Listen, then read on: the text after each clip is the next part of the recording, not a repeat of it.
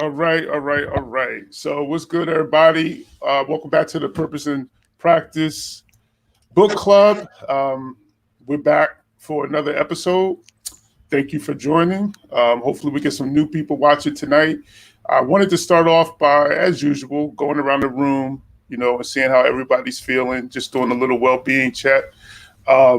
So let's just go around and see what's going on with everybody.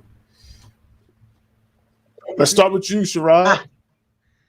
So everything is good. I'm glad last week is over. We're out of power for like 3 days, so that was a mess. That kind of was a mess, but I'm glad it's back on. So other than that, everything's good. Good over here. A lot happening out there. True. Yeah, that power situation, all of It it, was ugly. all of it, Very was, ugly. yeah, it was in a time that we really didn't need it. If there's Yeah, there's like never a why time, but now? I'm like, is the earth we like really just didn't need that. vomiting all over the Yeah, place? Because like yeah, earthquakes and it's, tornadoes, I'm like, what is really happening here? yeah, So, yeah. but I'm with yeah, you. but we're all safe. Everybody's good. We're all good here. That's what's up. Denise, how you feeling? I'm doing well. We're still quarantining here due to COVID, but everybody's healthy. It's been a busy week for me. I started a new job this week. Still in psych, but with a different facility, and I've been dealing with some appliance issues as you guys saw on my Facebook page earlier. But that's all good. Yeah. My kids started school. They start school early here, so they're doing the online thing. That's been challenging, but we're hanging in there. So, if you don't mind sharing your location, just so that the viewers know. I'm in Arizona, All right, cool, so cool, Phoenix area. Yeah. cool. So you guys are y'all totally virtual right now. You all are. For at least the first semester, and I'm thinking probably into second semester as well. So Got you. All right, cool. And I heard, yeah, I saw that thing with the with the chimney brush being stuck in your thing. I haven't called that company back yet, but I'm gonna do it tomorrow, and they're gonna hear my mouth tomorrow. I've been dealing with this for a year now, trying to figure out what's wrong with my dryer, and they had a chimney brush in there blocking my dryer vent. That's wow. They definitely got the wrong one. They Though, really They did. They just really don't did. They know. don't know. They don't know. They So don't good. know. Yeah, good luck with that. Good luck with that. And someone posted in your chat that you're lucky that it didn't cause a house fire, which is true. That is very true. So I'm gonna let them have it. I'll post it on Facebook. I probably share way too much. We'll be watching. So let's hit. I'm just going around my thing. I got Mr. Gilbert's next. How you feeling? I'm doing well. Peace, everybody. Getting ready for this upcoming school year. So still don't know what that entails or what it will entail because it's still up in the air. There's a modified schedule that we received through our board minutes that we might be doing like a split schedule, but then recently we just received notice that that might not be like solidified yet. So there's still a lot of uncertainty regarding the return. And, I'm wrapping up summer virtual learning that ends tomorrow. And like I said, everyone's well. I'm doing well. I'm trying to still get some workouts in, and relieve some of this stress, this external stress around me. Mm-hmm. That's what's up. And last but not least, we got the little sis back with us. Mariah, how you feeling? I'm okay. All right. I'm all right. Could be better, but I'm all right. All right. Well, listen, we're happy, like I told you, we're happy that you're with us tonight. That's important. That's important. You got to be here with us. So I'm feeling I'm stressed, man. To be honest, I haven't been this stressed in a very long time. Um, I'm like a different kind of tired, like I feel right now, and um, I know it's at the same time though it's not the time to be tired, but I'm whooped, Mhm. as my grandma used to say. Mhm. Like because it's like it's really it's hitting us like as an educator. I'm obviously getting hit on that front because we have an obligation to create safe environments for young people and for our staffs, and to make families and parents feel comfortable sending their children to school.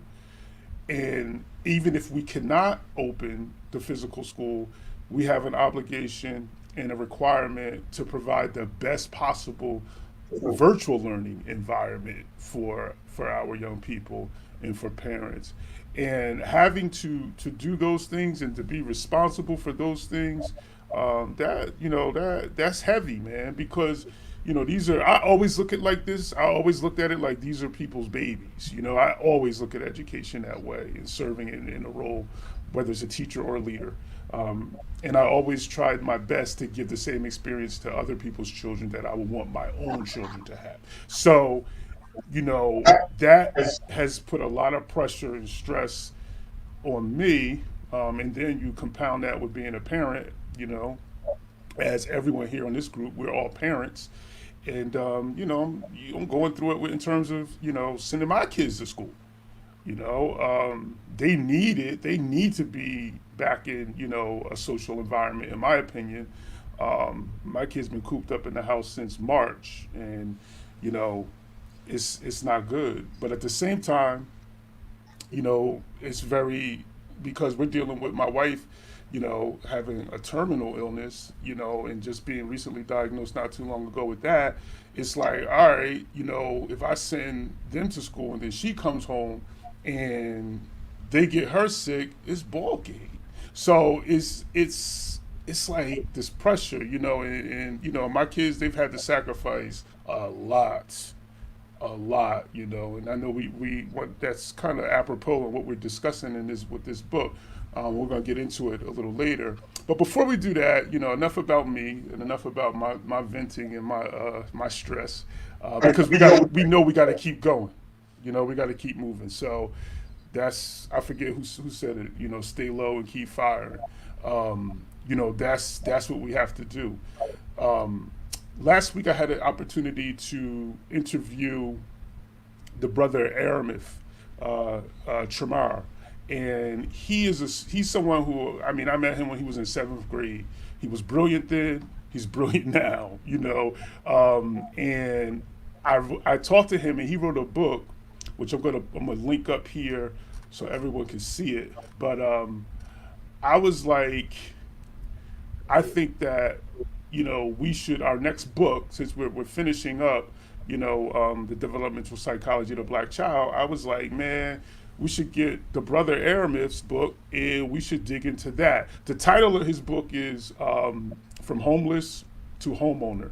And when I tell you, listen, that book is laced with jewels, man. And even just sharing his journey and being vulnerable in terms of how he progressed through life and the struggles. And if you had a chance to watch the interview, you know what I'm talking about. If you haven't, I suggest you go back and check it out on the YouTube channel or up here on Facebook. But I was gonna broach it with the group in terms of what you all feel like. He already said he would come on to the show, so I was like, I want to broach it with you all in terms of that being the next book when we get into September, of possibly moving to to his book, because I think it's well worth it. He's someone from the community, from Long Branch. He's in Charlotte now, but I really think that it would be a good move. So I don't know if anyone's not in favor of that. I think we're all in favor of that, right?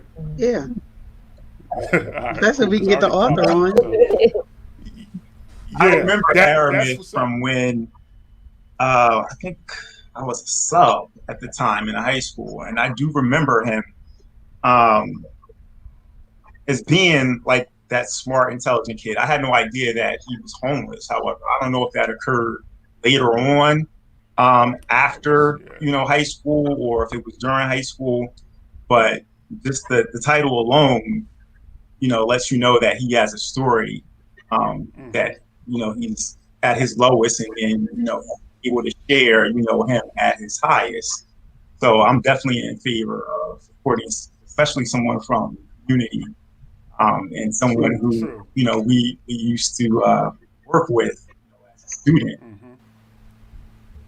Cool. So he agreed, and it's funny that you talked about that homeless things, because I've been reading a lot about homelessness, and because I really feel like we're about to hit into a stage of folks being homeless, especially with these rent relief programs fading away. Yeah.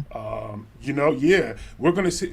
But the thing with homeless is, when I was reading, it was like there's 4 types of homelessness, right? There is what's called chronic homelessness, and those are folks who've been homeless for more than 4 times in 1 year, right? And then there's something called episodic homelessness, and that means that it's 3 or fewer times in a year that you've been homeless. Then there's something called transitional homelessness, which is the deep one. And not that the other 2 aren't, but the way they progress, that's the one where, whether it's a parent being laid off leads to homelessness, whether it's a divorce or a family, some type of occurrence in life leading you to a temporary state of homeless, right? And finally, it's hidden homelessness. And Mr. Gilbert, when you said like, oh, I didn't realize he was homeless or something, usually most of the children that we work with, hidden homelessness, let me define it first. That's like, periodically I'm sleeping on, somebody's couch. I'm living here for a minute, then I'm gonna move here. So you actually have a roof over your head, but it's like I'm homeless, or I'm at the Pan American. You know what I'm saying? And it's like that's real, And I think, because sometimes I think we assume homelessness. Sometimes we say, and I'm not saying that that's what you're talking about, Mr. Gilbert, but I know before I start reading more about it, when you start thinking about homelessness, the first thing you're thinking about is people actually literally on the street, okay, like sleeping under bridges.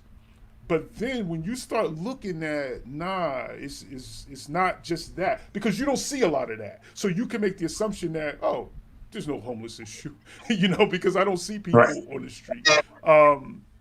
So that was like that when you just mentioned that, and I think when Aramith gets on, he can even talk more about his situation. But a lot of our kids coming back in the fall, in whatever way we come back with schooling, they're going to be kids who are going to be into those 4 realms of homelessness. Yep. And we're worried about school stuff and giving them a test, or we're in trouble. We're in trouble because people are dealing with real stuff. Yeah, and even as you mentioned, when I lived in Virginia, I volunteered at a homeless shelter down there, and it's the same thing. Like what Mr. Gilbert said, there were a couple of kids that went to school with my own kids that I didn't know were homeless until I actually went to the shelter. It was kind of one of those gymnasium type situations. And I didn't realize that, because I wanted the kids to come volunteer.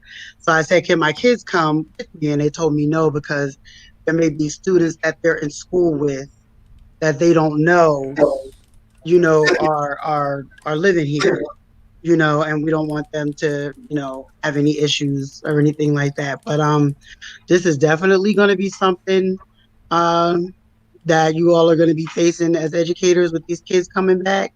And you could probably look, I'm sure you know this, but some of the behaviors are going to be, really indicative of these situations and the stress, even if they're not technically homeless at that point.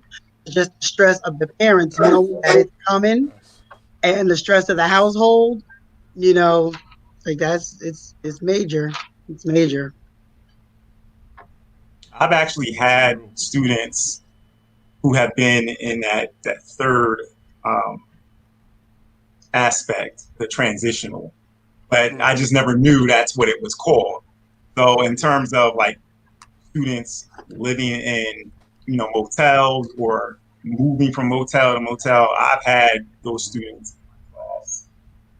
And it's tough. Like, how do you expect them to focus on learning and focus on homework and focus on all these things academically when they're just trying to figure out where they're going to lay their head, from day to day, from week to week, from month to month.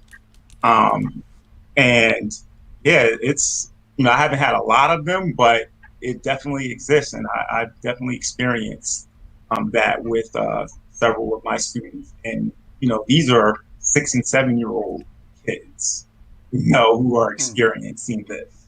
So you can only imagine what they must be going. So how were you cued into that? How did you figure out that they were homeless? Was it just a change in behavior, or maybe that's something that you could share with your colleagues so that everybody's aware on what the signs and symptoms are, in identifying these kids so that we can try to get them some help or assistance or social services?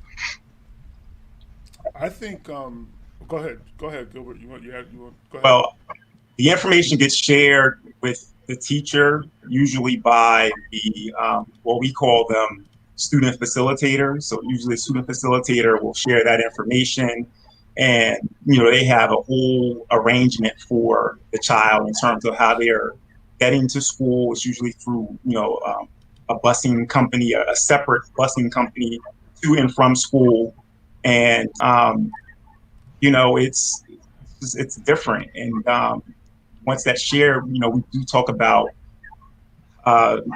specific things regarding why the child is homeless, or living from this motel to motel, or living now with a different relative as opposed to the mother or father. So we have those conversations, and then we just we make adjustments for it, with it, and definitely don't put that on the child or try to bring that attention on the child. We just we deal with it internally, and move on from there. So, Mr. Gilbert's right, but usually before it even and I think you'll agree with this, Mr. Gilbert, that relationships with children that's the first line of defense, because the way that you're going to know that a young person is homeless is if you have a relationship with them. Okay, if you're not dealing with young people in terms of them being real human beings that have emotions and feelings, and making relationships first and foremost in your dealings with young people, they'll never disclose these things with you unless it's the last resort to tell you. Okay, so I think teachers, being more aware of having strong relationships is the only thing that's going to help, because teachers are the first line of defense. So before that counselor knows about it, or before that, SAC or a substance abuse counselor, before the principal knows about it, in most cases the teacher should know. If I'm a principal and I'm learning that a young person is homeless first, okay, I got issue, because I'm like, yo, that means that in a high school, I know that's at least 8 adults who work with this young person every single day. And meaning periods. I'm talking periods now. So, and if they have a coach, I'm even more upset, because to me, that's where those things are going to, become real. So I'm going to say, that that's the best way, Denise, is by developing. It's just like you're a nurse, Right. you think about bedside manner. You think about, you can go read a chart, but if you're not developing that relationship first, like when I used to get new students in my school I never read their chart first. What I would do, because sometimes you read things that kind of paint the child in a certain kind of way and you don't have any context. So I would be like, I want to get to know who this young person is, and then go from there. Yeah, that's absolutely true. So in the healthcare field, for instance, when I take report from another nurse, I take what they say a lot of times in regards to the patient's emotional status and things like that with a grain of salt, because that patient just may have not been honest with you or may have not connected with you, and so you perceive that patient to be difficult when in reality they weren't. You just didn't connect with that patient. So I guess it's kind of the same thing. Agreed. And like I said, unless you have that relationship, I just don't see it happening. Which kind of leads us, to the first question that we had tonight, in terms of in the way that it was framed. But first of all, before I move on, is anyone else want to add on to that? I don't want to just hop into the discussion. If there's anyone else wanted to add on to that homelessness piece, feel free to hop in. No? Okay. So in chapter 3, and we're closing in on the end of the Dr. Amos book. I'm sorry, the Developmental Psychology of the Black Child. But he talks about the preschool years as the years when the child begins to move from autonomy to initiative. Okay, and how these initiative years are important to the child's intellectual, personal, and social growth, and the development of things like language and awareness and things of that nature. But then he goes into over disciplining a child during this stage can lead to the disruption and the extinguishment, as he puts it, of a child's ability to interact with his or her environment and master it.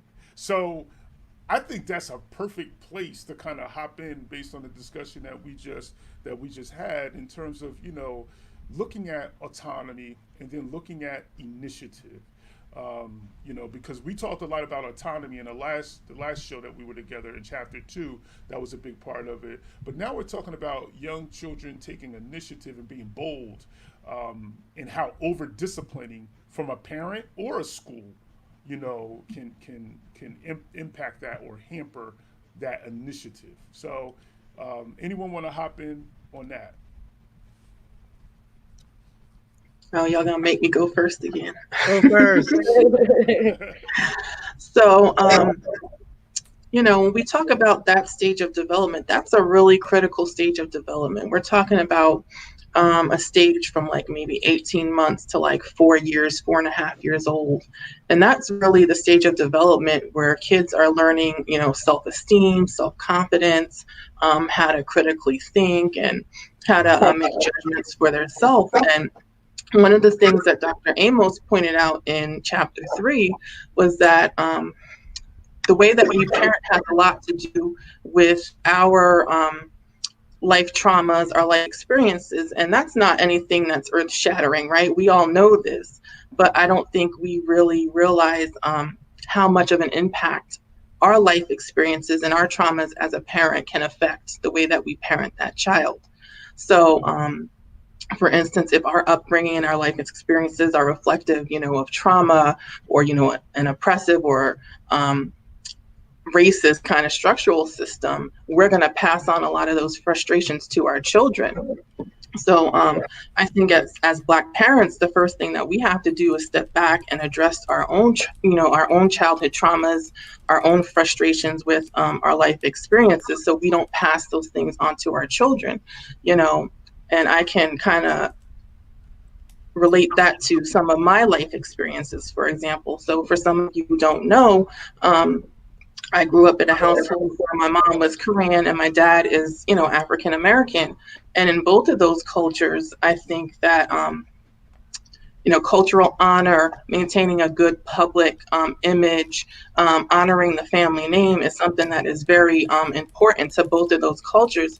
And so my parents were very strict, and a lot of us probably experienced this, that don't embarrass me, when we get outside the house, don't embarrass me in school. You better act right. You better not act a fool. And so those were kind of some of the discipline techniques that my parents used. And if you did act up, what would happen? You would get tore up, you get a beating, right? And so I think a lot of us in the Black community have experienced that type of discipline coming up. And, I don't blame my parents for that. That's the way that they were raised, and that's all they knew. And I think a lot of times in the Black community, we may joke about that. We'll say things like, oh, I got beat as a child and I turned out okay. And, that timeout doesn't work. That child needs a beat and that type of thing. And we joke about it, but that type of thing is really traumatic. So I think as Black parents, we really need to change the way that we're disciplining our children. We don't have to use physical force and dominance. I always say we need to get away from that slave mentality. We don't need to beat our kids into submission. We can do things like, positive reinforcement.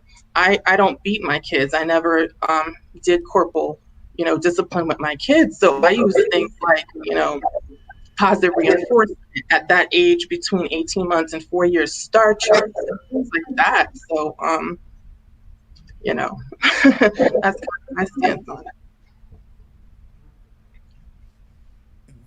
Anybody wanna? It's funny because when I had Aramith on the show, he had brought up a topic or a situation with his daughter, and he was like, "Yeah, Dad, you only spanked me."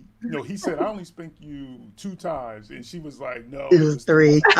And it was I was like, but it's like when you were talking, Denise, it made me think of this term, this adverse childhood experiences, and how we have those experiences and our parents had them. They may not have been called adverse childhood experiences when our parents were having us and raising us as young people, but those things are real. So physical violence obviously can be one. Abusive relationships with your parents can definitely be one. I know when I was coming up, my parents, they struggled with drug addiction. So that caused a lot of drama in the house. So there was like this survival mechanism in me in terms of just really surviving day to day, in overcoming that. That the substance abuse that they were going with, but not just what they were dealing with, but how that manifested in the way that they raised us, so it was like real. So those kind of stresses, and I remember sitting in, matter of fact, when we used to take a test called, our standardized test was the CTBS, Yeah. right? So I don't know now about that. they I'm take, young. That's for us old people. yeah. For you, Mariah, it probably was, I want to say HESPA at Yes. the time. It probably, yes. Okay. So for you, it was HESPA. So the CTBS, I don't even know what those. I can tell you the those comprehensive Go test ahead. for basic skills. Because that test kept me in For 2 basic math skills? classes all Okay. 4 years of high school. So check it, right? So I remember, and we can have a whole episode on Please. testing and how. Well, that's how coming up in the educational book. testing Yeah. came to be. So anyway, so I was like, I remember writing on. We had an essay to do on the CTPS, and I remember writing about an adverse childhood experience, an experience where I had to stand up to one of my family members, my actual dad, because he was going after, at the time, my mom. And I wrote about that. And I'm thinking back, this is like 5th grade. And the fact that I wrote about that and nobody ever called me into an office, It's wild. okay? It's wild. It's wild. Thank you. It's wild. It's wild. Because you would have gone to the Because- office like that. Yes. Yes. Like, what's going on? But then also it made me think about that whole DMX when they had the verses with DMX and who was it? Was it Snoop. Who was DMX? Snoop. Yeah. And DMX was like, write your pain. And that's what I was doing. And like nobody had taught me to do that. But I was like expressing it, and I wrote of a whole situation that occurred where I had to kind of physically stand in between my mom and my dad. Wow. And that is still something that I remember, but it was one of those adverse childhood experiences, and it was a way of me calling out maybe for help, and I don't even know what made me think, write that now. Like write that now. And this test is where you need to write it. And I don't know what the prompt, maybe the prompt was. The question kind of asked me that, but I'll never forget that. Wow. So, and it has stuck with me, and through all of these years. So, anyone else on these they call them aces. That's what they're called now. They're called in the social science world and counselor world. They're called aces, or average childhood experiences. Yeah, there's so many people in school districts and that work in schools that don't understand kids. And I think that's what also has an effect on the kids in the schools, because they don't understand their background and they don't understand where they're coming from. They just know that they're there to do business, and they're there basically to get a check in school, and they work with all of these people, but they don't get to know them. So when they see kids in the hall, see kids fighting, see kids bad attitudes, but they don't really pull them aside and ask them what's wrong, or are you okay? They literally just go to instantly, there goes the troublemaker, but they never sit back and really ask, like, this kid could be going through something, and I maybe possibly can help them. They don't do that. So I agree, Mariah. And it's, not to overgeneralize, but many of them don't. And many of them, and it is a combination of reasons why, right? Part of the reason is that a lot of colleges, when they're preparing folks to be teachers, they are not focused on things like that. Okay? They're more focused on the content and the things that they have to teach. Right. But they're not focused on the human beings that they are serving. In developing, it goes back to that relationship, developing the relationships. Because I still, in Mariah, you can attest to this, I still had high expectations for you behaviorally. I never said, do what the hell you want, turn up in school. It was more of, don't let Mr. Rawls catch you doing X, Y, and Z. Right. But that's what happens when you start developing relationships with young people. They don't want to let you down. Right. And I think that's what teachers fail to realize, is like, that's the key, when I call my son into the room and he knows he did something wrong, his head drops. I love that. You call me in the office and I'm like, dang. Yeah. Yes. Not because I'm getting punished, but because I knew I have no business doing it. Yes. And I broke a bond, because when you break a bond in an agreement, that's when you feel like you violated something. Yes. That's where that restorative practice comes in. So the discipline piece, are we over disciplining? And what is discipline? Is discipline in school suspension, out of school suspension? You know what I'm saying? Like, so how are we disciplining our babies? How are we disciplining? Like, and let's just open it up as parents. And I don't want, we don't want no calls from so if you can't, Denise, I love you, Denise. You know what I'm saying? But we know. But all of us may not be able to say we ain't spanking these kids. But listen, but really though, think about, let's talk about, like, as parents, are there other ways, creative ways that we're disciplining, or providing consequences for our children? So I'll share one I share with a lot of parents, especially when their kids are younger. So, every chance I get, I tell people all the time, my kids are perfect. They're perfect. But, of course they're not. But to me, they are. But they're always like, they're so respectful. They speak so nicely to people, like they're just really nice, kind people. And they always ask, like, what we did. And I'm like, it starts off with the two of them. They're just nice, kind people, in general. So it starts off with you as the parent and your demeanor, your energy around the household. But in the times when, let's say they were talking back, I'm in a parent group, and one of them today, let me turn my volume down, maybe. Are y'all getting feedback? Yeah. All right, let me see if I turn it down some. it works.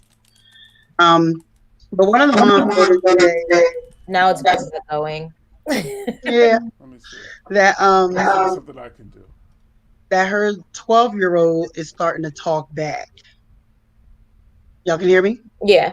Okay. Yes. So she wrote in and was saying how her 12-year-old is starting to talk back, and she was asking the other moms, like, what do we do? And I was very surprised because I know a lot of African American parents have moved away from hitting our kids. A lot of us, not all of us, but I know a lot more than it used to be. So a lot of us moved away, and I was surprised to see how many moms were telling this woman, you need to run up on them, you need to choke them, ham them up against the wall. I was so surprised to see that.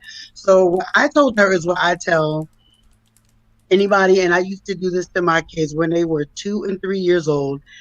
So somebody talked to me in a way that I don't like. I'm still like this today with adults, not just with kids, but you talk to me in a way that I don't like, you don't get to talk to me anymore. So when my kids were 2 and 3 years old and they talk crazy to me, I look at my watch. If it's 3 o'clock, I say, you know what? I'll talk to you tomorrow at 3. Tomorrow at 3 o'clock, that's when you can talk to me again. And you got a whole day, 24 hours to figure out how you need to talk to your mother. And it was very effective because I didn't have to put my hands on them. If they were a little too handsy from time to time, because kids like to hit sometimes, you can't touch me. That means I'm not, no bedtime kiss, no hug goodnight, nothing. Nothing except for what I absolutely have to do. If I got to help you get dressed, then I'm going to help you get dressed. But all the extra stuff, no. Because you put your hands on me in a way I don't like, and you need to know that you cannot touch people that way. Loving touches only, and we got a hands-off policy here. And that's it was very effective. They probably don't even remember me doing that because they were so young and they got it early, and it wasn't a big argument. I didn't yell and scream. Like if my mom would see me do it, she hated it. She absolutely hated when I would do that. But I'm like, I'm not gonna have kids talking to me crazy and I gotta go out and deal with these people out here at this job to feed them and they give them the life that I want to give them, and you're going to talk to me crazy, or you're going to put your hands on me in a way that I don't want. So I tell people all the time, like, keep your hands off, keep the conversation to a minimum. All that escalated yelling and screaming creates anxiety in a child. Like to this day, a noise, like, it freaks us out because we have a very quiet household. Like I didn't tell everybody, hey, I'm going to be on a call. Like everybody be quiet. Like it's very quiet here, and that's the way I always went. That's the way I was raised. My house was very quiet. We had fun, but it was very low key, very quiet. And Well, go ahead. I had to tell my kids, Gerard. I had to tell my son because he plays Fortnite. So every time I do something like this, he has to know that he can't yell and scream. Right. We don't have a quiet. We're not at that level of You're quiet. getting there. You're getting there. Yeah. Well, the fact that you can tell him and he got quiet means you're close. Yes. Yeah, we're getting there. You're on your way. Because he will obey. Because he'll come in and be like, "Are you almost done?" So he can yell and scream. You start cussing, right?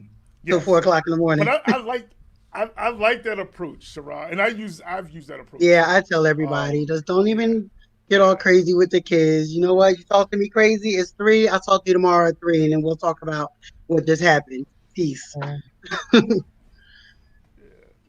Anyone else want to hop on that one? Is how we're disciplining, or I hate to use the term discipline. Yeah. That's the term that's used in the book, but in terms of parenting, are we using consequences, or what type of parenting, disciplines are we using? Well, with go ahead. I also really put my hands on my kids. Kind of traumatizing, and I myself have anxiety, and I don't want to cause that for my kids. Even though my daughter, I think she feeds off of my energy, so she has it because she sees me go through it so much. But with my daughter, I try to just talk to her through things, and sometimes it can be hard. But I made a communication book for her, so if she's going through something or she's afraid to speak up, and you know, because sometimes she's just instantly thinks I'm gonna get in trouble. You know what I'm saying? And there's kids that even though you can talk to them as calm as you want, you know, it can just be a regular conversation and you're just telling them what's right and what's wrong. They still sometimes have that fear of getting in trouble. So I made a communication book for her, and she writes in the book, and she'll put the book like on my desk for me to respond back to her, because she's more comfortable with letting out her feelings by writing it down. Because yes, she is over emotional. She cries, like she's very sensitive. So that's why also I try not to raise my voice at her. I try to like just, okay, talk about it later. You know what I'm saying? But for the most part, she'll write it down so that I'm able to respond to her that way, so that she doesn't get too overwhelmed with it. Oh wow, that was great. Listen, the young sis dropped the jewel. Yeah, that was great. You know, communication book. I like that. Yes, that's telling us something in terms of, and that's why I like having the younger brothers and sisters on, because they can kind of bridge a gap between some of us who are getting up in age, you know, in terms of connecting with young folks. And maybe that is, you know, because in that, like, because Dr. Amos talks about the front region of the brain, right? Development. And that's what a lot of this chapter is about. And language is a huge part of that. So when you start talking about communication books in language development and communication development, that's powerful. That I love. I'm gonna use that. I'm gonna use that, Mariah. I'm gonna use that. And yeah, I like that. I like that. Anyone else want to hop in on that? I'll add, because it definitely deals with what Mariah just shared. Communication piece is so important. You want to model the behavior that you desire to see in children. So, and also setting expectations. You have to set the expectations and go over those expectations with the child. I'm speaking not only from a parent or parental perspective, but also from a teacher's perspective, because it's the same thing that I use in the classroom. You know, the first day of school, which is the most critical day of the school, is where you lay down the rules and regulations of how the class is going to run for the next 180 days. And, you know, that's not the only time that you go over those rules and expectations, but you continue to reinforce them. Continue to, you know, whenever, you know, a student is having difficulty with a particular rule, you know, you want to remind them of that. And you can do that effectively just by communicating it with them. And then sometimes, you know, in fact, a lot of the times what I end up doing is, since I have young people and we have, you know, carpet area, you know, I bring the entire class to the carpet. And even if it's just maybe 2 students who are having difficulty, you address it with the whole. And you use it as a teachable moment so that everybody is aware of the appropriate action and the inappropriate action without, you know, singling out those 2 students. So that is something I think that is effective, where, you know, the way you communicate, the way you express your expectations to children will be effective, but you have to also be consistent. You can't say, you know, one thing and then, you know, not stick with it and not agree to, you know, follow through with those consequences. You know, you have to be consistent with it. And if you do it, I know sometimes it may seem, you know, tedious and tiresome, but over time, and I see it every year, you know, this is going to be my 8th year teaching 1st grade. Over time, the students will get it, because they will realize that this is the expectation.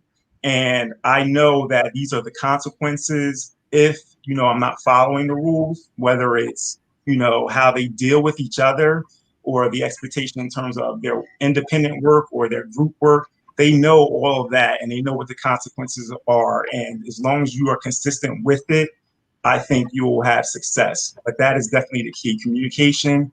And it doesn't necessarily mean that you have to raise your voice. You know, you can speak to them in a calming, you know, smooth voice, and it'll get to them. You know, it'll definitely resonate with them.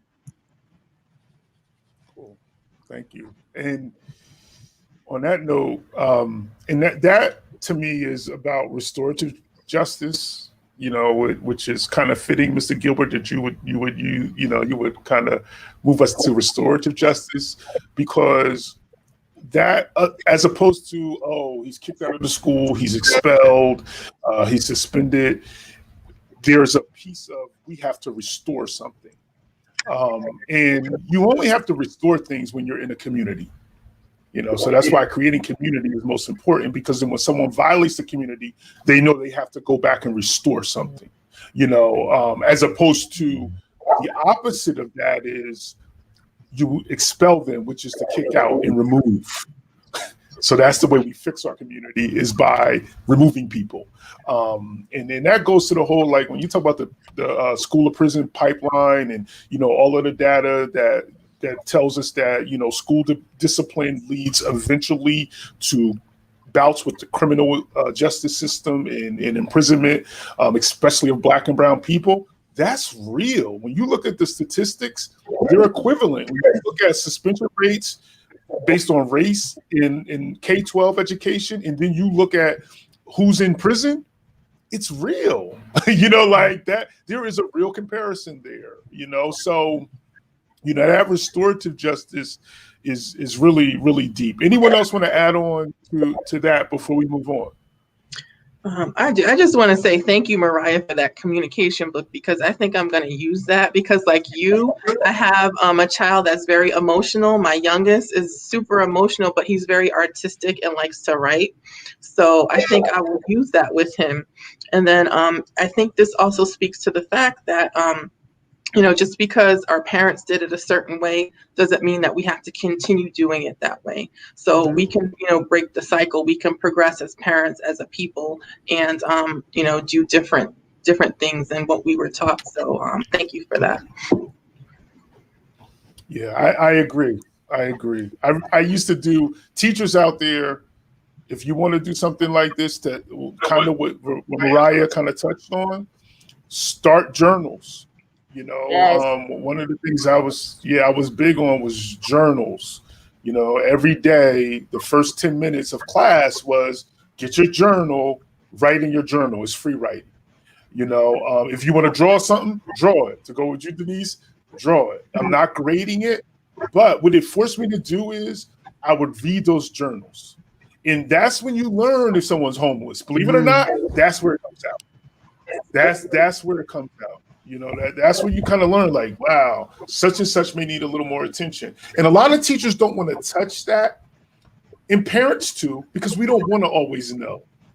Like sometimes ignorance is bliss. You don't want to know, yo, my kid may need a little help. No, like you don't want to be. See, but why do you want to know, Mariah? What do you think got you to the point where I want to know? I want to know because of my childhood. I don't want my child to ever feel, not that I felt like I was failed, but I don't want my child to feel like they don't have the support team that they should have in home, not just in the school, but in home, but generally around. Your child should always feel like they're supported. They should always feel like they're able to speak up. They should never feel like they have to be quiet because they're afraid to be judged, or because they're afraid that, someone's going to pick on them because of things that they go through. They should never feel that way. So I want to know, I just want to know, period. I want to know it all. I feel you. But I think it's like, it's one of those things where there's sometimes a shame. And I know me growing up, how would you have go ahead. Kids, like, if kids are going through something, okay, have you guys ever watched 13 Reasons Why? Mm-hmm. Mm-hmm. Okay, perfect example. If you know that you have the tools and you have the resources to help kids and, teenagers to get through certain things, why not use them? Why wait for it to get to such a dark space and wait for it to get to as far as it went in that show before you can help a kid? When it's too late, and then when it's too late, you're like, what could I have done? What could I have done differently to help them? When they came to me with all of the signs, and I did nothing. With everything, and did nothing. It's called being So who observant. wants to You jump? should be observant as someone that's in the school district or generally parents. I feel like you should know it's just an energy that you should pick up on, and you should be observant of everything around you. Observe all your surroundings, especially with your children, and especially with children that you oversee, even if they're not yours, because that should make it even more a reason to watch them. You have someone else's child in your care. Okay. Anybody else? I'm Mariah. sorry. I'm listen. Nah. Here, and Someone somebody just said a lot of somebody just, times we don't yes, want to know because we don't think we can fix it. It's not about if you think you yes. can fix it or not. It's about being supportive. Okay, just for you being able to give that child the support or give them an ear or shoulder to lean on, that's fine itself. Giving that child the option to talk about it to someone, and you might be able to relate to it so they don't feel judged. That's it right there. They might not need you to fix it. Everything isn't fixable because there's some things that you can't do for them. There's things that need to be fixed in their home that maybe only their parents can do for them or only their siblings can do.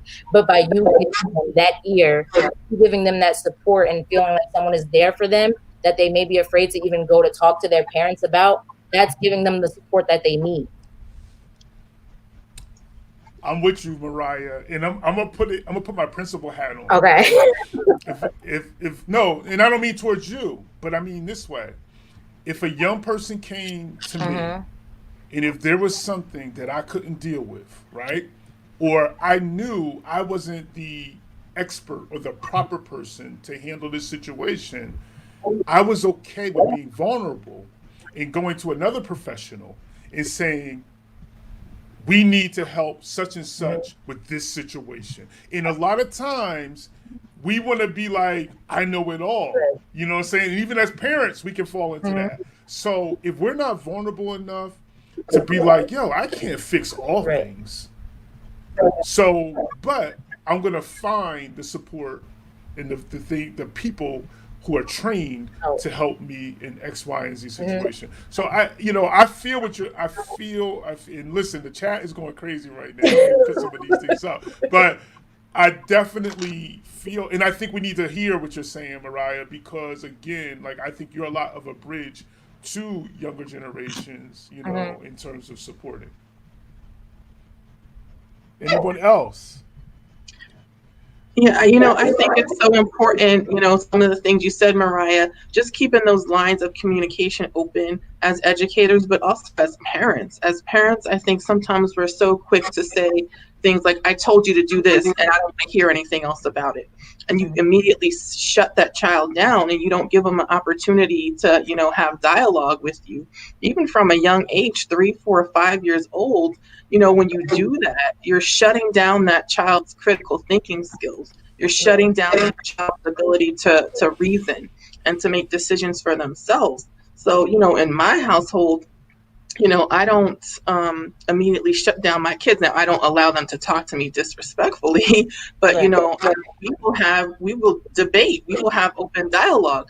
Oh, so you don't want to go to bed at 9 o'clock. Now, in the back of my mind, I'm thinking, I'm going to let you, say your points, but, there's a high likelihood that you're still going to bed at 9 o'clock, but I'm going to hear you out. So, tell me why you shouldn't go to bed at 9 o'clock and make it make sense. So, just opening up that dialogue and having your child feel like they can talk to you without you immediately shutting them down is so important.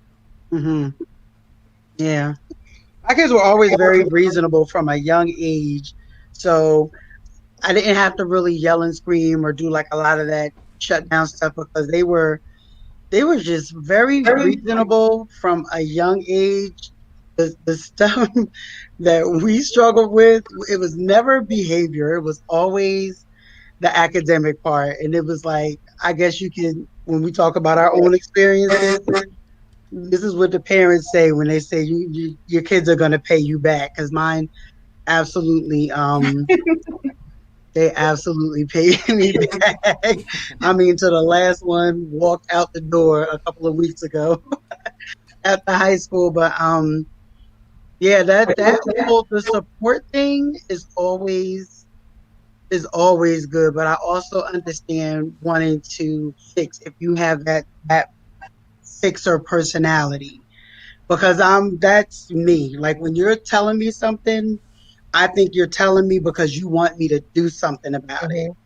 So, and I take on when you're talking to me, I'm already thinking about possible solutions when you don't need one from me. You're not asking me for one.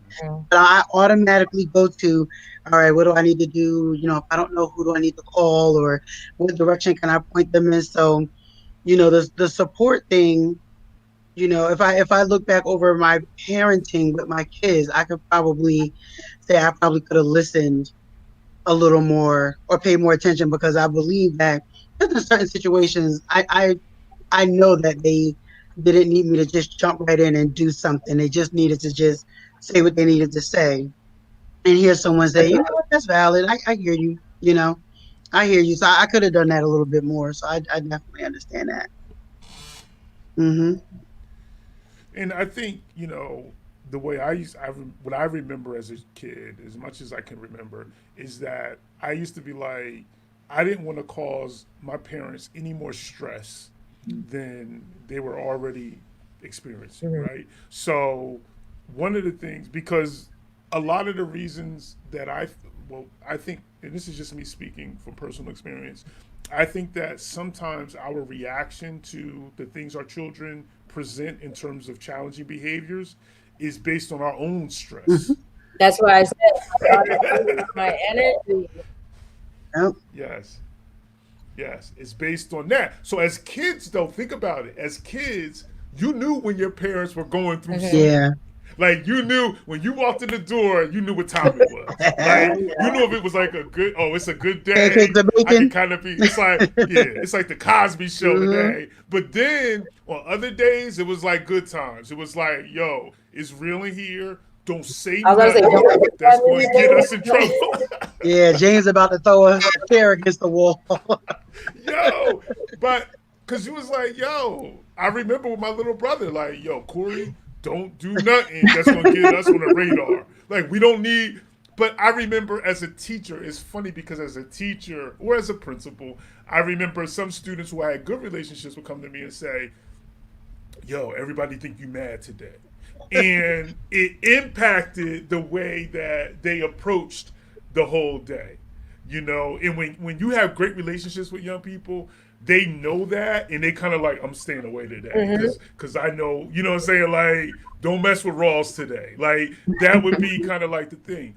And it was usually because I was stressed, or it was like high tension in the building. Something was going on that was causing me that, or it could have even been personal things. You know, but I think that that's real in terms of like, so sometimes when kids aren't communicating things to parents or teachers, it's because they feel that the teacher or the parent is going through so much that they don't want to add to their plate. Yes, the burden. Yes, that's a better word, Mariah. The burden. They don't want to add the burden. They think they're helping.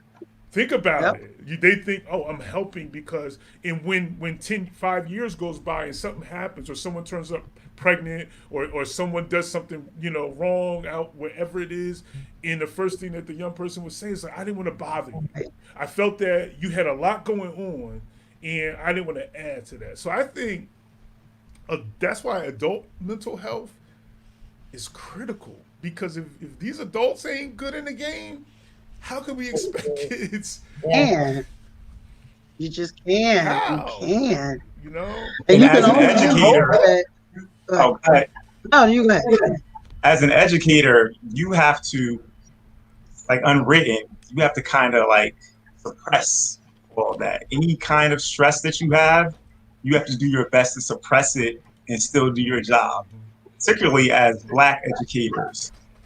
Because we're not supposed to show weakness. You know, at least that is the notion. We're not supposed to show weakness. We're not supposed to show that we're vulnerable, or that things, you know, socially and emotionally impact us. And I think a lot of us are experiencing that now more than ever, particularly with the current affairs that are going on in our country. So again, at the outset of the show, I was talking about preparing to return to school, but a lot of it is mental preparation. And again, it's uncertain on if we're going to be back physically in a physical space, or if we're going to be teaching virtually. But those mental stressors are real, and I think they are compounded when you are a Black teacher teaching in America, because of all of the internal and external factors that Dr. Amos Wilson discusses in his book.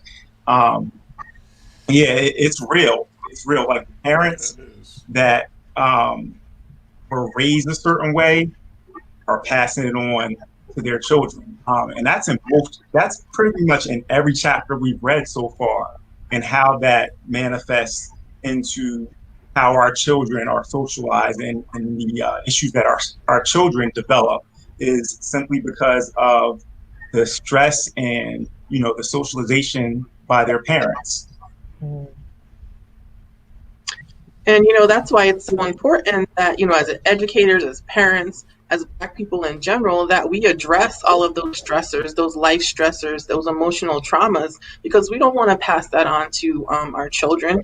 Our children, even the frontal part of the brain, the neocortex, that's developed and connected as early as 4 years old. And, this is just scientific. They can see it on MRI scans. And so even a child as young as 4 years old they learn through imitation and the things that they see and hear and feel and touch. And so if we're bringing that type of stress into their educational environment and their home environment, they see that, they feed off of it. We have things in our brains called mirror neurons, where, when we move or we see other people move, we unconsciously will mimic those movements. We unconsciously mimic even those same emotions. So kids pick up on all of that kind of stuff. So, as parents and educators, we really have to deal with our emotional stressors, whether it be getting counseling, getting some, mental health, therapy, whatever it is, we need to address that so we're not passing that on to our kids. Wow. That mirroring emotions is deep, man. That thanks for bringing that up, Denise. I think that, you think about the teachers who were cool, calm, and the term they use in educational research is they were with it. It's called with itness. Like they kind of were in tuned. Those were the teachers who usually had better classroom management. Mm-hmm. Students, even if they were rockheads, we didn't misbehave in that class. Like we held it together for those 47 minutes in that class. Versus teachers who were disorganized. Yep. All over the place. I can name some now. Yeah. But I won't. Yeah. Didn't hear what somebody said. Because when you heard something that somebody said as a teacher and you were able to call it out, that brought a level, believe it or not, of respect. Like, whereas if you were that person who was kind of like kids were saying whatever to you and it just kept going on and going on and going on, you began to lose respect. Mm-hmm. You begin to lose respect. But also someone talked about earlier, and I don't know who it was, but kind of like that whole sense of also there comes a level of being vulnerable and admitting that you made a mistake. And I think as parents, we have to be willing to do that. Apologize to your children. Gotta apologize to them and talk to them like they are little adults at a young age. And I've said to my kids, even recently, I still say to them, and they're 18 and 22, and I still say, like, we didn't do everything perfect, and I can sit and count back over things that I would have done a little bit differently. But there's going to come a time in your life, when you leave here, you're out on your own, or maybe you'll have a family of your own. And some of the things that you may have experienced here are going to come back up. They're going to be triggered later.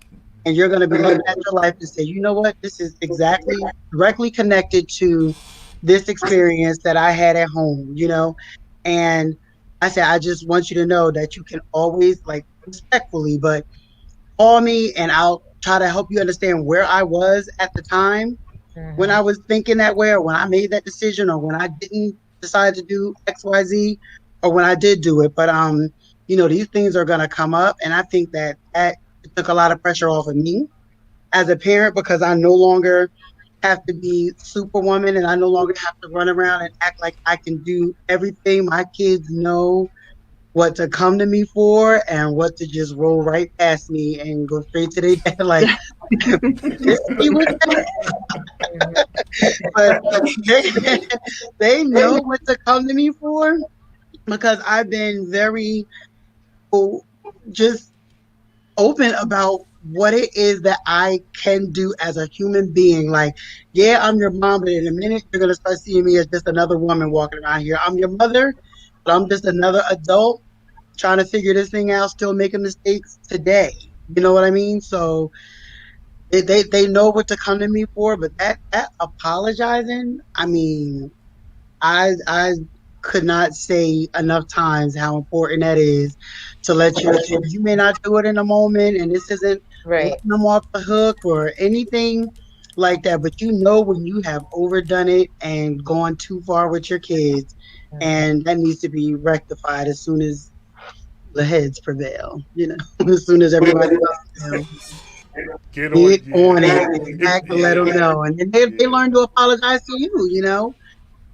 And that's where the dialogue starts and the respect. That's Because they know you that's respect the them. most important thing. And again, while I'm talking, but when you were talking about those, those Keep classrooms, talking. like we can all think of, and of course, I'm not going to say her name, but I think we all may have had this teacher at one time. She was a math teacher we as high, and she taught almost every level of math to my level 3 math up to like probably gifted math. But I mean, nicest person you ever wanted to meet. But get in the class, and it happens every school year. First day of school, everybody's like this. We sit in and we're like perfect. And then we watch that one teacher fumble through to just try to find the attendance sheet or fumbling through trying to figure out what she's supposed to be collecting for homework.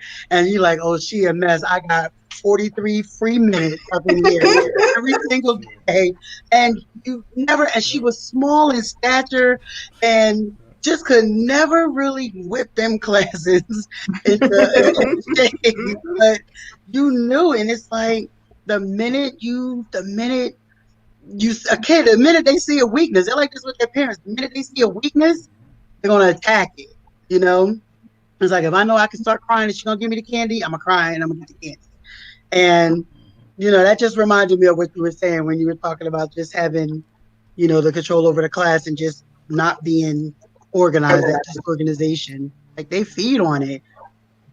Yeah, and I think it's like it's a thin line, man. It's like it's with anything.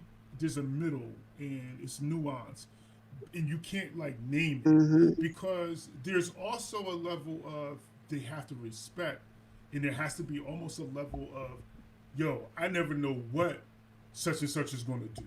Like, like there's gotta be that level too. You know what I'm saying? Like, so just gotta. It's a blend of like that vulnerability and Healthy fear, a kind of healthy being fear. yes, yes. And I don't know.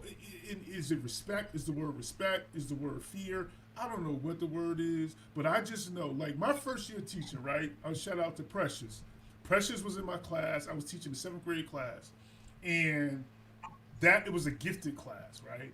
And I got into a back and forth with Precious. So Precious stopped in the middle of about 27th graders. I'm in the front of the room. And she was like, Mr. Rawls, do you realize that you're arguing with a 13-year-old? And at that point, when I tell you, like, that was like me getting bombed in front of the whole class. You were embarrassed? I was like, I was Maria embarrassed. And you can ask to this day if you ask Precious McClendon, if you ask her, she will tell you that story. But it changed everything. It changed everything because I paused. It was a pause, and I was like, yo, if I go back at her right now, what am I doing? So I just paused and I didn't say anything, right? And I moved on. But believe it or not, I believe that group gained more respect for me because those kids knew that I was getting in the mud with a kid. And I wasn't going to win. No, I you weren't. didn't win that fight. You can't win that fight, right? So I was like, yo, you got that. In my mind, I'm like, you got that. But I was like, it taught me. They knew I was a first year teacher, but it taught me first year. That's why it's hard getting in front of kids every single day, yo. Real talk, it's not easy. It's not an easy thing. It's so unpredictable. It's like reality show before reality shows. Yep. That's what getting in front of 20 kids, and when you teach in high school and middle school, 120 kids every single day. And if you're not on your game, you can get caught up on some of the things that go viral. Mm-hmm. Because that's how those things, because people don't want to back down. Mm-hmm. We see it all of the time. Whether it's taking down a girl in the school, having a girl on the floor, restraining her, all of the craziness, it's because people don't want to take that check of, let me back down. Yep. Let me realize who the professional is Right. now, who the child is right now. So that's my story of, like, being kind of schooled, because if I came back like, I'm the teacher, who are you talking to like that? That's not why kids respect you. They're not respecting you because of a title. It's something else, that's gonna lead to to that respect. So I think it's a nuanced. It's complicated, man. It's really well, especially when you get up into grade level and ages. Fortunately for me, I have babies, so they're like impressed by anything. And they're in those early learning stages of conduct and, absorbing, information. And they pretty much will believe anything the teacher says. But knowing and understanding that, that's why you have to also be careful with what you say and what you do. You got to be cognizant of that around young people, because they're paying attention. And a lot of people don't realize that they are. So whatever you're holding them accountable to, you need to be held accountable to the same thing. And I have these talks, these discussions with them almost daily, and you have to.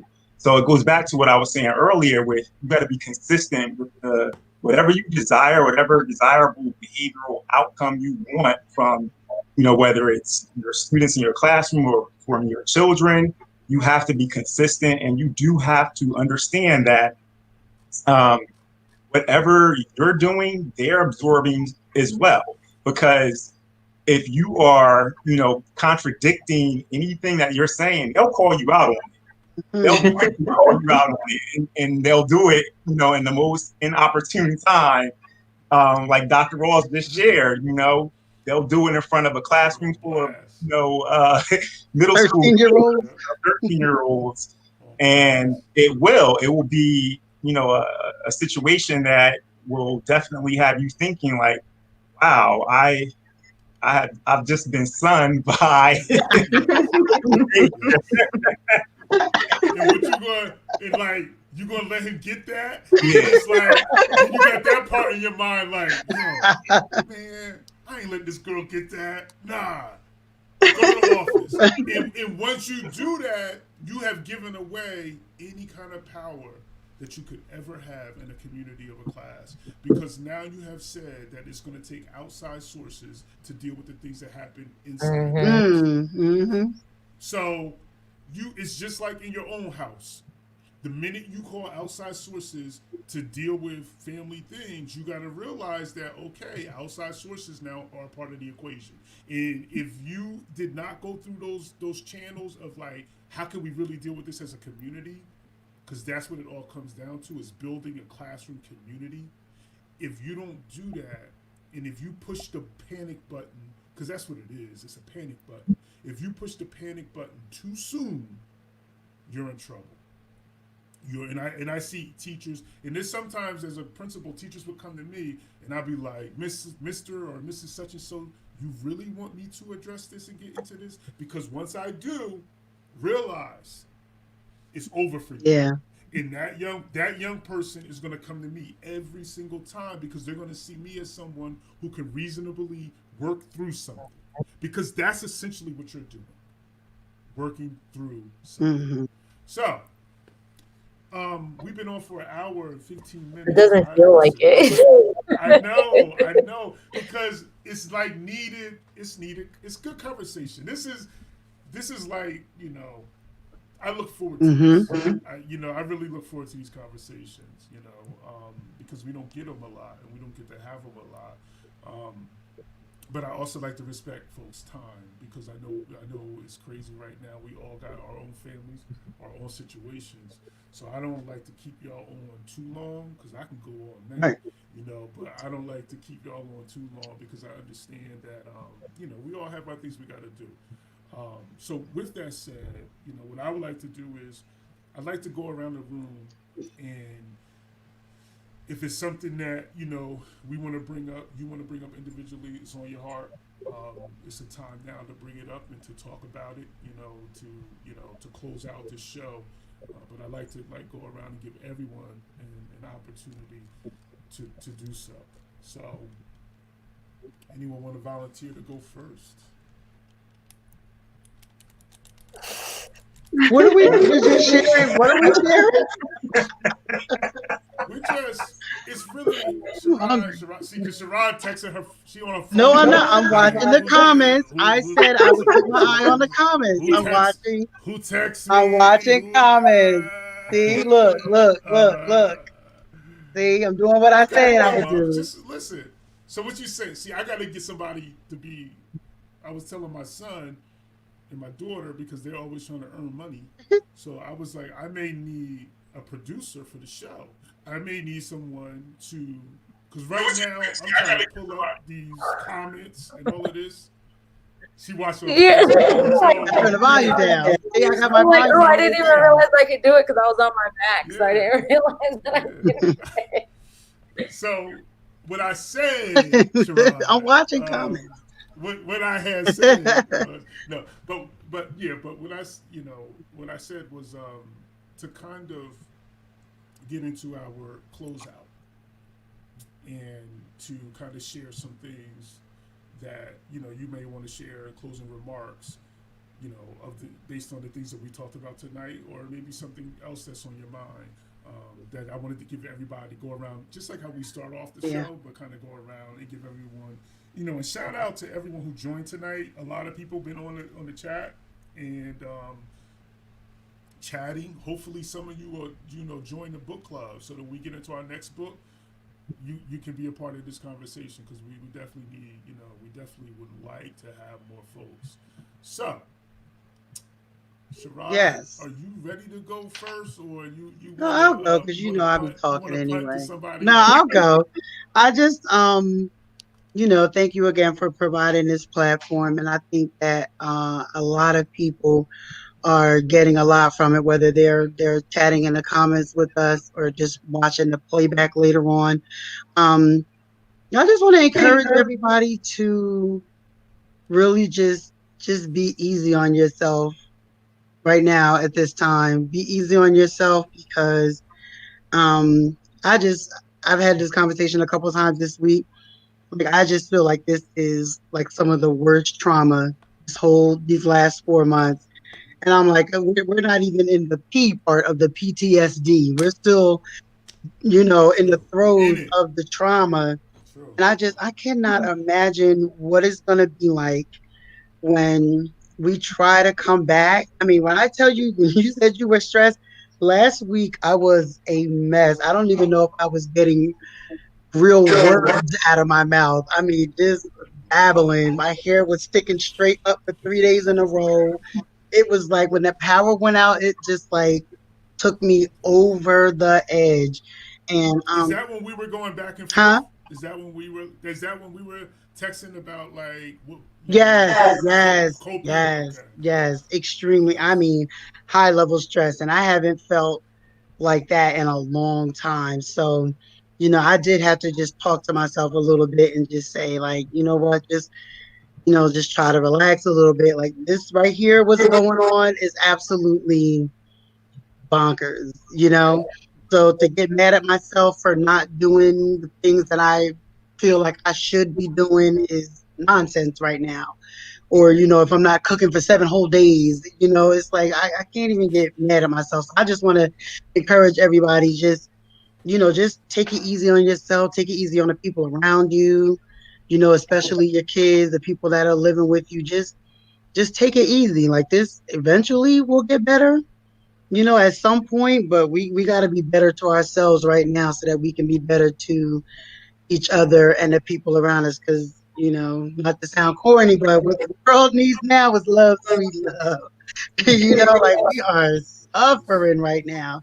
And a lot of us look like we're kind of coasting through, but, I know I wasn't the only one looking like a troll last week, a total mess, like just totally falling apart. So just, I love you guys, and just be easy on yourselves. That's really all I have to say. Thank you, Sharad. Sharad and I were going back and forth. We're gonna go to before we go to next. We'll go to Mr. Gilbert, but before we hit there, Sharad and I were going back and forth last week in terms of like self-help Mm-hmm. stuff, like what we were dealing with, and I had shared some of the things that I have done to try to help me get through it. And one of the things was this show, believe it or not, because this is mental health. Me too. This helps Yep. me. This helps me mentally. So let's hear from Mr. Gilbert. No, I agree wholeheartedly with what Sharad just shared. I mentioned at the beginning of the show, like one of the things that has gotten me through is consistently, getting some exercise in, because it's very therapeutic, cathartic, and I go someplace where I can get exercise, but I also can gather and collect my thoughts, and those thoughts range from different types of emotions, different types of just thinking, and it allows me to clear my head. And so for that hour and a half, sometimes 2 hours, it really relieves me temporarily of, the stresses that are going on in our world, that are going on, with me personally.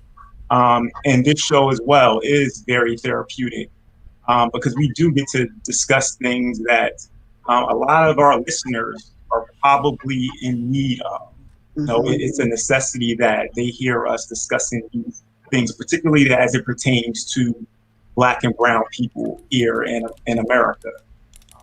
Because I think that's part of the purpose of the show. It's not saying that this isn't for all human families, but this is specifically designed for Black and brown people, because we know the plight and the problems that we are dealing with currently, and we do need to find ways to help each other. Now more than ever is the time for us to think of being unified and finding a way to be unified, particularly with the people that that you grew up with, or the people that you trust and love. Those are the ones that you need to continue to tighten that bond with, because it's crazy right now. It's insane right now what's going on, and this isn't something that you can tackle alone. Mm-mm. Something that you can deal with. So you're not going to be able to defeat, any kind of, emotional or psychological deficits that you may have right now by yourself. You're going to need to lean on people, and this is one of the ways I think that we help each other, by having this platform, and having these discussions, and this positive and informative dialogue. And it gets out, widespread to our community, and hopefully, that gets shared, with other people. And if it helps, of us, if it helps, only one person, then I think we've been successful in doing our job. Finds the title of the show, purpose and practice. Right. So on that note, I say peace. Peace. Peace. Thank you. Before we get to Mariah, who will be next, I just You tried to prepare me by saying I would be next. Yeah, listen. This is just good teaching. This is good teaching, because when we grew up, it was all cold call. It was like, oh, call, I know you don't know the answer. So I'm just, using my teaching stuff and kind of like setting everybody up. But yeah, before we get to Mariah, I think, Mr. Gilbert, you brought up a good point. I've been wearing sweatpants the whole pandemic. Same. So, yo, I tried to put some jeans on. I was like, no, it's like that. Like, I'm like, wow. Hot dogs and boiled eggs. So, listen, yo, you funny. Half a grapefruit, get with it. Look, I'm like, I gotta get back on my grind because that's my little advice to everyone. Get out of those sweatpants. If you're in those sweatpants, get out of sweatpants. Mariah says she wearing them. Get out of sweatpants immediately. Yesterday, get out of the sweatpants because jeans tell the real story. I wouldn't even think I couldn't wear one of my suits right now. I just couldn't wear it. So, but I think that exercise piece is important. I think that, Sherrod touched on self-realization and understanding that you're at a point where you need some kind of intervention. Okay? you need something to disrupt. Yeah, it's true. It's true. It makes me think of, the Issa in the mirror. It's like always in that mirror. You need a mirror episode. Yep. You need to let me look in this mirror and get right. You know what I'm saying? So I think those are two good starts too in terms of realizing and then some exercising and physical. And then let's move to Mariah. Ooh. Any parting shots? Anything you want to say before get off your chest before we move? Yes. Okay. No, I just wanted to put out there that it's okay to be down, but it's not okay to drown in it. Right. It's okay to reach out for help. It's okay to journal. It's okay to have that support system to talk through things, but also protect you because not everyone is there for the support. You know what I'm saying? So make sure that you protect your energy at all costs, but also make sure that you have that support team and you're able to communicate things that are heavy on your heart. Because if you continue to withhold those things, it's just going to bring you down. So you have to let it out some way, somehow. I exercise as well. I did fall off the last few weeks because I've just been going through some things, but I'm slowly getting back to my routine, but you have to do something. You can't allow yourself to be in a box. Because by being in a box, you're just going to put yourself in a darker place, and it's going to go down from there. So you have to just bring yourself up, because if you have children and they continue to see you in that dark place, then they're going to feed off your energy, like I said before, and they're going to be in a dark place, and they're going to feel like they can't talk to you. They're going to feel like they can't interact with you. Like, oh no, mommy doesn't want to be bothered. Daddy doesn't want to be bothered. I don't want to annoy you. I'm sorry. You know what I'm saying? So you have to bring yourself to a point. Don't drown in your darkness. That's it. Wow. That's a lot. Mariah, I think Mariah had the most. Hey, you gotta give her the trophy. She gotta get the trophy tonight. Yo, the old hip hop quarter. Yeah, it's scores. She had. She gets 5 mics. 5 mics. I think she definitely gets 5 mics tonight. But before Denise, you say your part. I think that thanks for joining tonight, Mariah. We definitely missed you. And I'll be back. I'll be back. I know. Listen. We want you to continue to be a part of the group. Because we need you in this group. Shout out to my cousin Jessica. She just posted. Hi, Jess. Love you. On that thing. Yeah. So, Denise, what you got for us? Well, Dr. Rawls, unlike you, I haven't been in sweats, but I have been in yoga pants and scrubs for like the last 4 or 5 months. And unlike Mr. Gilbert, I have not been working out, so I'm in my fat girl phase right now. You guys have inspired me to get back on it and get my life together here. So I'll be hitting the gym here soon.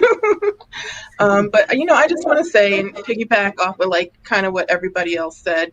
these are trying times. These are difficult times. We have a lot of things going on in this country. And so, I just want everybody to maintain their emotional, their mental and their psychological health. And, I think as Black people, sometimes we have people asking for mental health help. And so I just want everybody, if you're having issues, if you're struggling, don't be afraid to reach out to somebody and ask for that help. And also, we need to check on our friends. If there's somebody who might be struggling and may not ask for help, just go ahead and check on your friends. That part is so deep. Checking on people. Mm-hmm. If I think if you say once a week, and I used to have that, and I got to get back into that. Of like once a week, I would be like, I want to do a wellness check on somebody random, and just like, hey, how you feeling today? I think that's critical because you never know who you're going to speak, into some kind of life at that point when they may need that. So I definitely agree with that, Denise. I think that's good advice. I'm very thankful for all of y'all. I love this group. I love this community. I won't even call it a community. I'm gonna call it a group. I'm not going to call it a group. I'm going to call it a community. That's what I meant to say. But this is a community. We used to say, come see our unity. That's what community was. And that's how I envision this. One of the things that I want to give a shout out, the brother Dante Gilliard, right? Yes. So listen, my next thing is to get him on one of the podcasts. But he started a basketball league. Who got next? Now he started it, I want to say about 2 months ago, and I remember because he posted something, and it was like, I want to start this league. This was in the heart of the pandemic. A one-on-one basketball league. People come out, watch games. We have these exciting games or whatever. The first game it was like packed. The second game it was packed. Then he ran into a pitfall, right? Where he was having a hard time getting basketball. The townships were taking the nets off of the courts. Yes, they would taking court, like here in Tinton Falls. Okay, I live in Tinton Falls, but here in Tinton Falls, they actually took down the goals, the basketball goals, so that they couldn't play, right? So now these things were peaceful. Every last one of them peaceful. I actually used one of the pictures from my backgrounds. I think in our second meeting, I used one of the pictures from it from my background.